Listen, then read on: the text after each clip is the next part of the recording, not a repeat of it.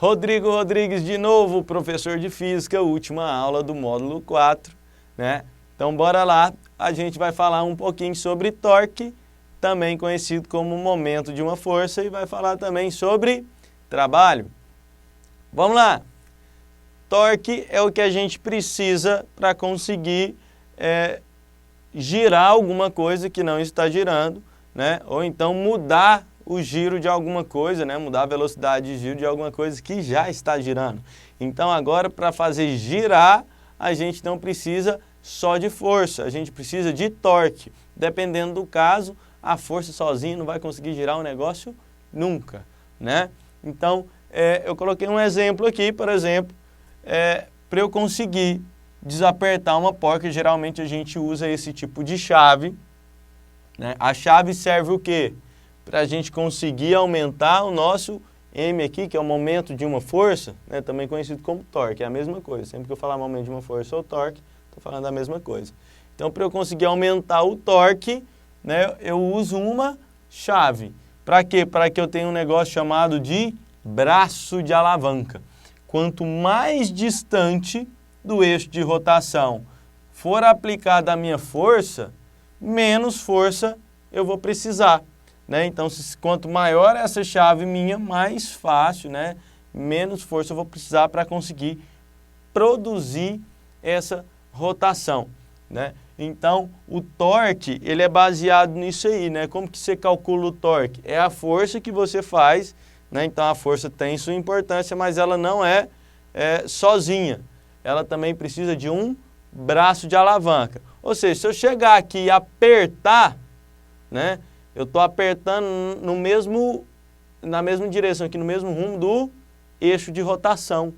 Se eu apertar essa chave para cá, eu posso usar a força que for, que eu não consigo rotacionar essa porca, né? Então tem a direção certa aqui para conseguir utilizar esse braço de alavanca e conseguir mesmo usar isso como uma alavanca. E a alavanca, ela está presente no nosso dia a dia em várias situações, né? Um alicate que seja, né? Um alicate também usa o braço de alavanca para aumentar a nossa força, para apertar alguma coisa, para conseguir cortar também, né? Até um carrinho de mão, né? Às vezes todo aquele peso que está no carrinho de mão, se fosse para a gente pegar aqui no colo, a gente não ia conseguir, mas tem uma alavanca que facilita isso, né? Que você pega ele e consegue levantar ali do chão e movimentar esse carrinho de mão. Então, o torque, ele tem uma diversidade muito grande de aplicação na nossa vida, no nosso cotidiano. Beleza? Falando agora um pouquinho de trabalho, né? O trabalho é de uma força, primeiro falando do trabalho de uma força constante. Depois disso, vamos ampliar um pouco mais. O trabalho de uma força constante, o que é trabalho? Trabalho é uma das formas de processo de troca de energia ou de transferência de energia. E isso, no caso do trabalho, esse processo ele é forçado, né? Então, se eu pego alguma coisa que está aqui embaixo, né, e levo para cima, eu fiz uma força, eu estou dando energia para essa outra coisa, então está saindo energia de mim para esse negócio daqui.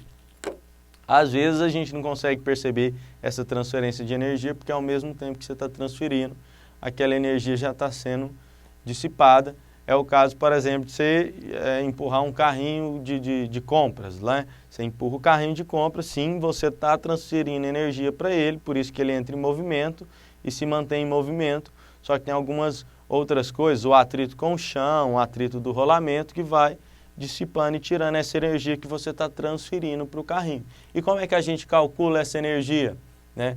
Ela depende da força que você está fazendo, do deslocamento, ou seja, se você empurrar uma coisa parada, não vai estar realizando trabalho, né? Então depende da força que faz, do deslocamento e do cosseno do ângulo entre essa força e o deslocamento, né? Entre a força e o deslocamento existe um ângulo. Vamos supor que não exista o ângulo. Se não existir é porque está aqui, né? É zero, né? O cosseno de zero é 1. Então, é como se você não levasse em consideração essa parte aqui, se força e deslocamento estiver na mesma direção. Mas, às vezes, a gente, vamos supor, usa uma corda para puxar aqueles carrinhos, já viu aqueles carrinhos de menino pequeno, de areia? Põe a areia lá dentro, puxa o carrinho, vai rodando, né? Então a direção da sua força vai ser na direção da corda, o carrinho vai se deslocar aqui na horizontal, então você não vai ter a mesma direção, então você vai ter que utilizar esse valorzinho aqui de cosseno desse ângulo, tá bom? E se a força for variável, aí não tem como a gente colocar um valor só aqui, né? A gente vai ter que usar um gráfico, né? Então, nesse caso aqui, específico, né, não vai ser sempre assim, a variação não precisa necessariamente ser essa que eu fiz, mas nesse caso específico a minha força aumentou e formou aqui uma figura geométrica chamada trapézio. Se eu calcular a área desse trapézio, né, num gráfico de força por deslocamento, essa área ela é numericamente igual, esse símbolo aqui significa que é numericamente igual, tá? Essa área vai ser numericamente igual o valor do meu trabalho realizado. Beleza? Galera, foi muito bom estar com você durante esses 4 módulos. Desejo do fundo do meu coração que vocês consigam, né, todo o sucesso e toda a prosperidade que o coração de vocês querem. Beleza? Até mais!